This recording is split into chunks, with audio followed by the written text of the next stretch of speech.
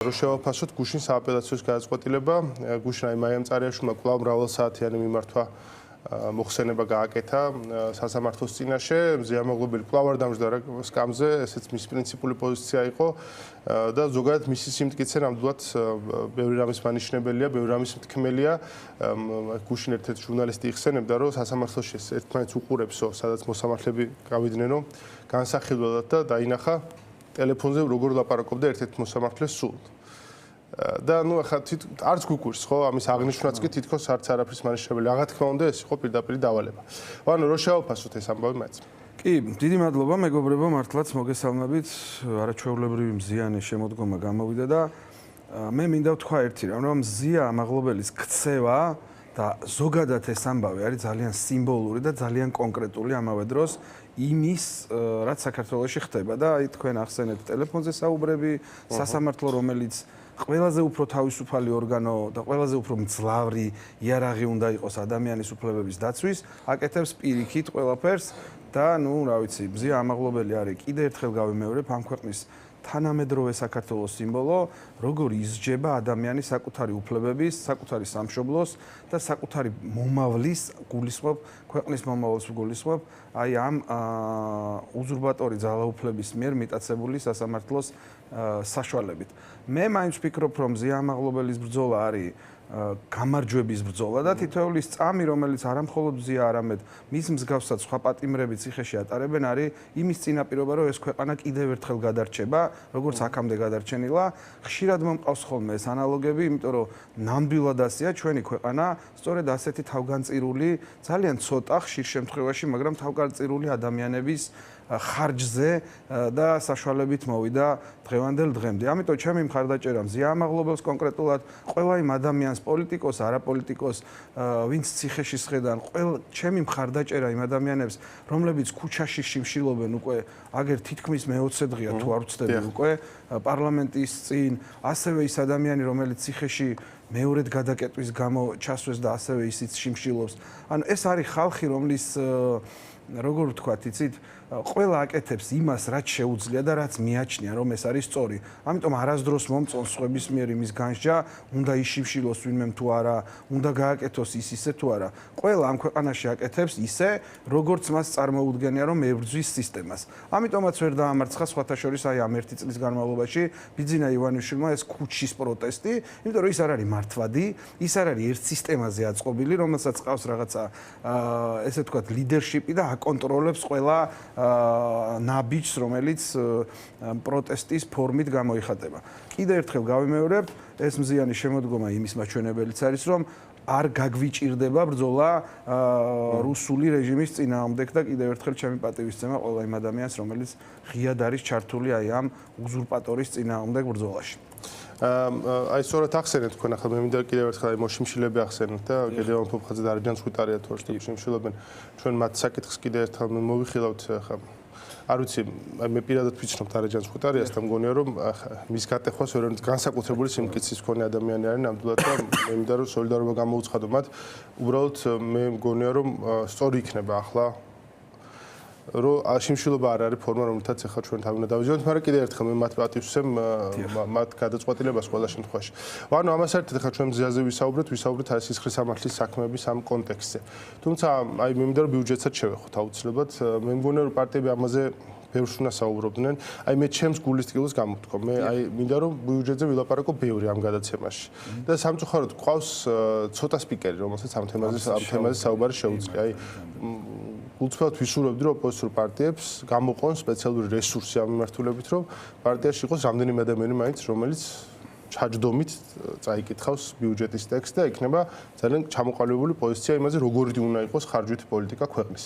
თქვენ როგორ უყურებთ? თავისთავად პრიორიტეტები ამ ბიუჯეტის ცხადი გახდა, რომ ხარჯვითი ნაწილში ინფრასტრუქტურა ამოაგდეს, რომელთაც ბოლო წლებში ძალიან ამაყობდნენ, იმიტომ რომ ჩაითვალა რომ ეს არის ჩავარდნილი მიმართულება, თვითონვე აღიარეს რომ ეს პრაქტიკულად მთლიანად შეიჭამა ეს ფული, კი.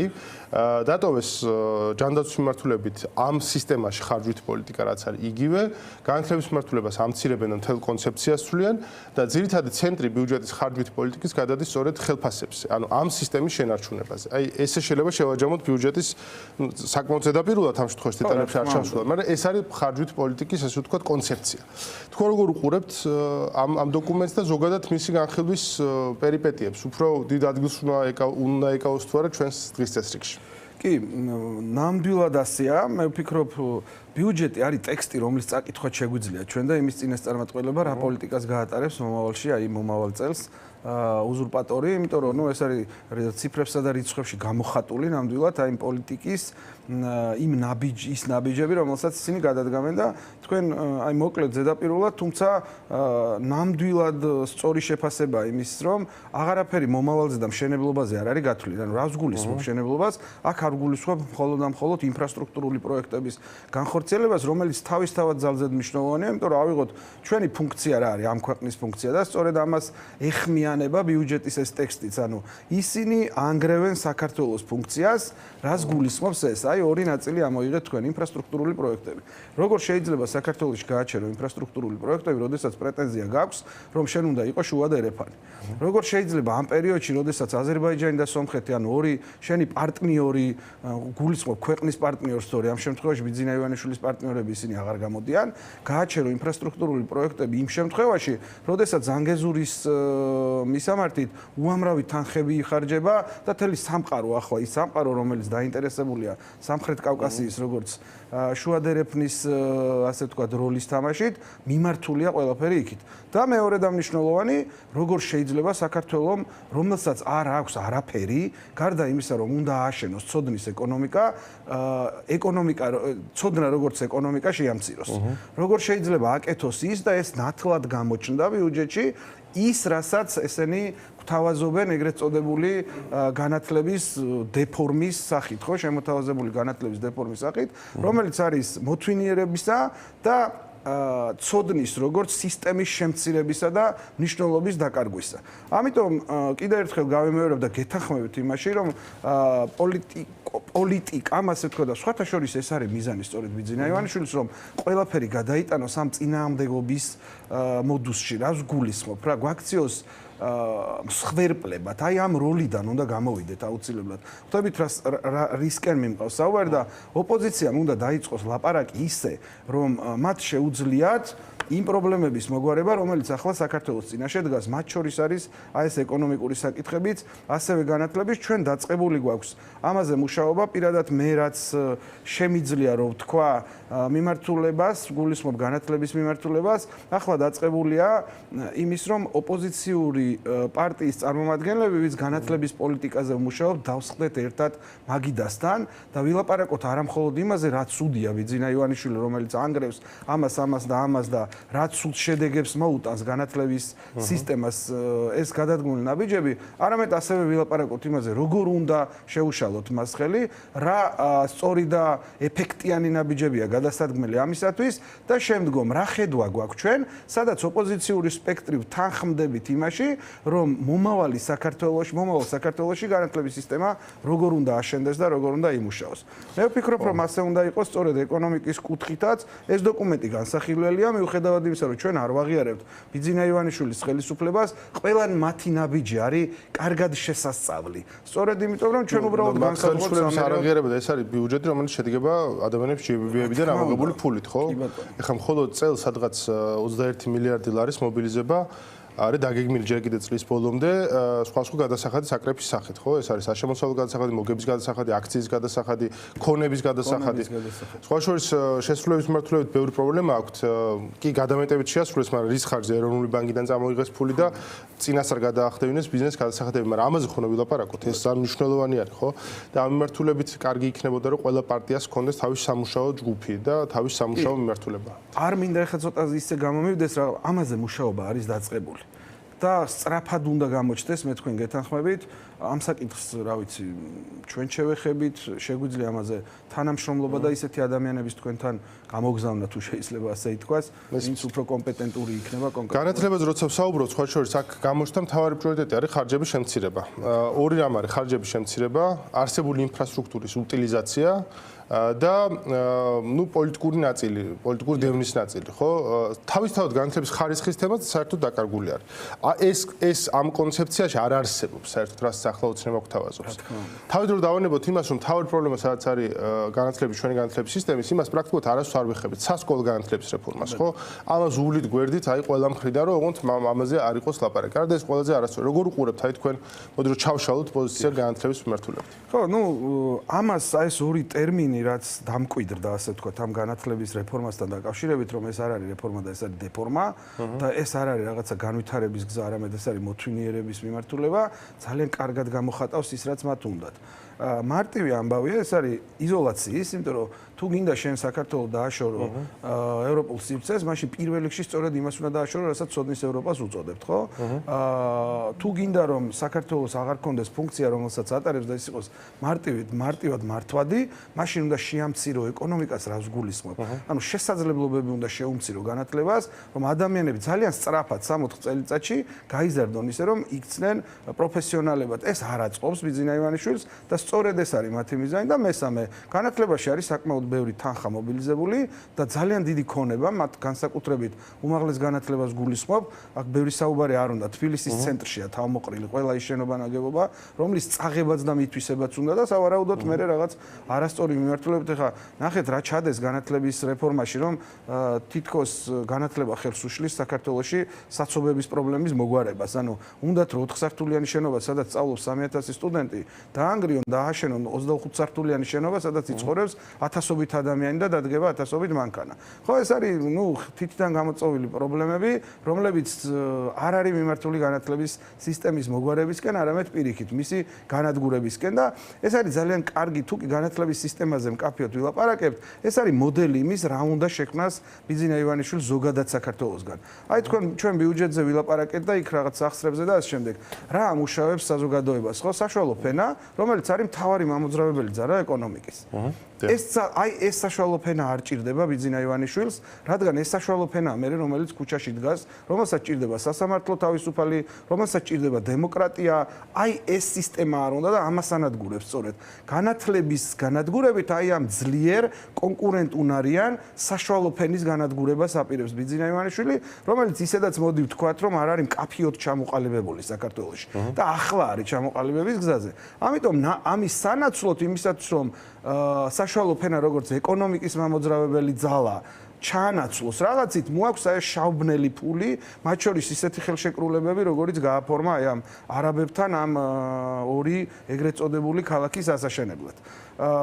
რატომ ვამბობ ამას რა? ნახეთ, ბიძინა რას გვთავაზობს? ერთის მხრივ მან წაართვა გლეხს უფლება, რომ არ გაყიდოს მიწა.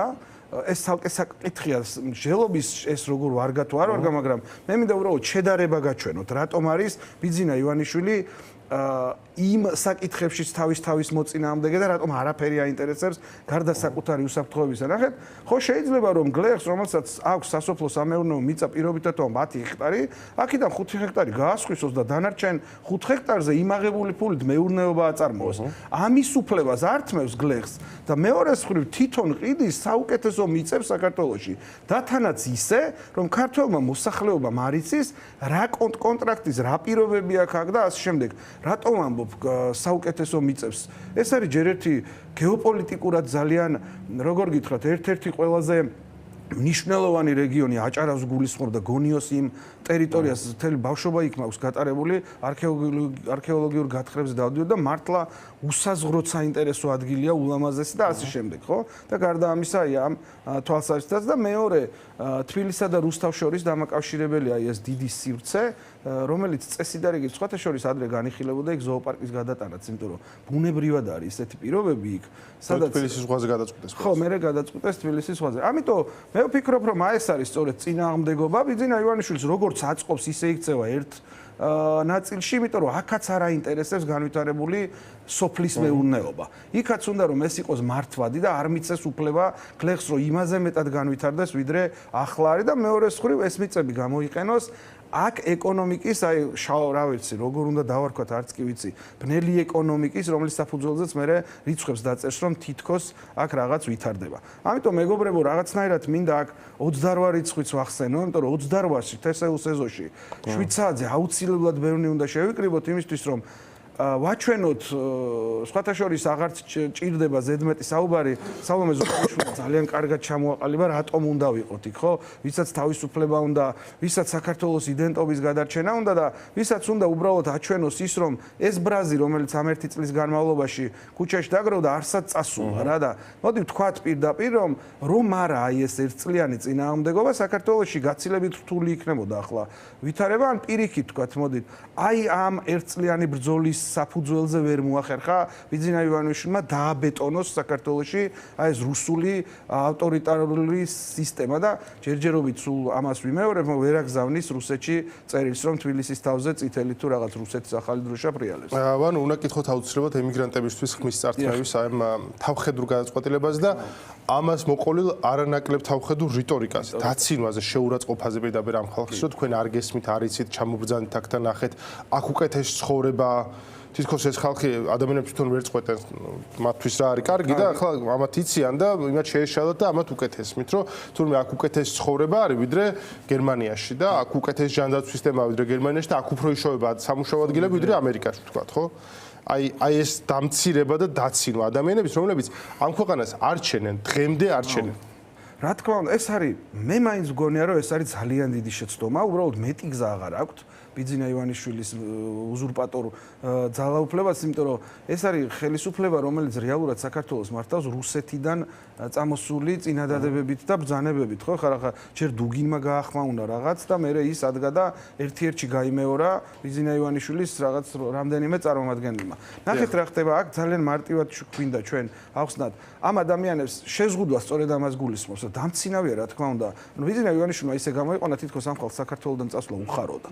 და მე მართლა ეს ჯერ რაღაც 34000 კაცი თითქოს რაღაც რაოდენობას აქვს განსაკუთრებული მნიშვნელობა. მე კიდე იმის აღნიშნა რომ ესენი მოღალატეები არიან, იმიტომ რომ საქართველოსდან წავიდნენ და ამ შემდეგ. ხალხი რომელიც რეალურად 4 მილიარდს წელიწადში აგზავნის საქართველოში. ეს არის არა მხოლოდ საკუთარი ოჯახების რჩენის შესაძლებლობა, არამედ საქართველოს ეკონომიკის ამძრავი მექანიზმი და ის რიცხვები, რომელთაც ისინი მარიაჟობენ ბოდიში ამ გამოთქმაზე და რომელთაც სახეში ნაცარს გვაყრიან, რაზე დგას სწორედ მშენებლობას ვინ ამუშავებს. მოდი ვთქვათ, აი ყველაზე მსხვილი გადამხდელი ახლა საქართველოში არის საამშენებლო ბიზნესი. ვინ ამუშავებს საამშენებლო ბიზნესს? ანუ ვინ არის მთავარი შემწყიდველი ამ გულისხმობს საქართველოს მოქალაქეებს? რა თქმა უნდა ის ფული, რომელსაც იქიდან ეს ქალბატონები, ბატონები, რომლებიც აბა ბინის საყიდელი ფული აქ საქართველოში არ კეთდება. წარმოუდგენელია თუ კი ფულს არიფარავ. აი სულ მაქვს ნათქვამი. ნახეთ უნივერსიტეტში მუშაობ ორმა პროფესორმა ოჯახი რო შექმნას ახალგაზრდებმა და დაიწყოს თბილისში ცხოვრება. ყველაზე იაფიანი ბინის ყიდვის შესაძლებლობაც კი არ აქვს. ანუ კრედიტი რომ აიღოს, მაშინ მათი ხელფასი სრულად უნდა მოემსახუროს აი ამ ბინის შეძენას. ანუ ერთადერთი შესაძლებლობა არის, რომ მათი ოჯახის რომელიმე წევრი უნდა წავიდეს საზღვარგარეთ, იქ იმუშაოს და თანხა გამოაგზავნოს, რომ შვილებმა აქ საკუთარი მომავალი შექმნას. ამიტომ მე მგონია, რომ ეს არ არის მხოლოდ იმ ხალხის გაბრაზება, რომელიც წასულია, არამედ იმ ხალხის გაბრაზებაც არის, რომელიც იმ წასული ადამიანების მიერ გამოგზავნილი ფულით აქ მომავალს უქმნიან საკუთარ შვილებს. მე ვფიქრობ, რომ სოციალური და სარანთესაო მხარდაჭერის ამ ჩვენთვის ძალიან ტრადიციული სტრუქტურების გარეშე პრაქტიკულად შეუძლებელია რა, რომ წარმოვიდგინოთ ახლა შექმნილი ოჯახი, შვილების, რომელსაც ბინის ყიდვა უნდა და თქვათ იქით სჭირდება რომ შოვლებს დაეხმაროს, ეს აბსოლუტურად შეუძლებელი ამოცანა ამ ქვეყანაში. აი ეს არის ტრაგიკული რეალობა, ხო სინამდვილეში. სხვათა შორის ძალიან კარგი რამე თქვი ახლა თქვენ რა და ერთი აი ამას აუცილებლად ჩაუღრმავდები მე როცა გვექნება შესაძლებლობა. ბიძინა მე ყოველთვის ვამბობ რომ ბიძინა ივანიშვილის თითქოს საყოფაცხოვრებო პრობლემებზე დარტყმის ქვეშ ყოველთვის ჩანს ქართული იდენტობის თავარი საყრდენების ნგრევა. და მათ შორის ეს სანათესაო მხარდაჭერა არის ერთ-ერთი საყრდენი, არა მხოლოდ სანათესაო, სამეგობრო სანათესაო, ჯგუფური მხარდაჭერა არის ერთ-ერთი მიზეზი, რის გამოც გადავრჩით რა, როგორ იყო სოფლები და ქალაქები საქართველოში როგორ იყო აშენებული, ერთმანეთის გვერდში ცხოვრობდნენ. და მტერი როცა მოდიოდა, აი სწორედ ერთმანეთს იყენებდნენ და ახლაც სწორედ აი ამ პოლიტიკის გატარების რომ ეს ჩამოაშორონ საქართველოს ეს ემიგრანტები, ასე ვთქვათ, სწორედ ამის განადგურების მცდელობა, ანუ მათ რუსეთის გამო ძალიან კარგად იციან რა უნდა გაანადგურონ საქართველოში, რა არის საქართველოს ქართული იდენტობის მთავარი საყრდენები, მათ შორის სწორედ აი ეს მხარდაჭერა სამეგობროებისა და კოლექტიური გადარჩენის ეს ინსტინქტები. მადლობა ძალიან დიდი. ვანო წერეთელი იყო ჩვენთან ერთად, ვანოს თავმჯდომარეები.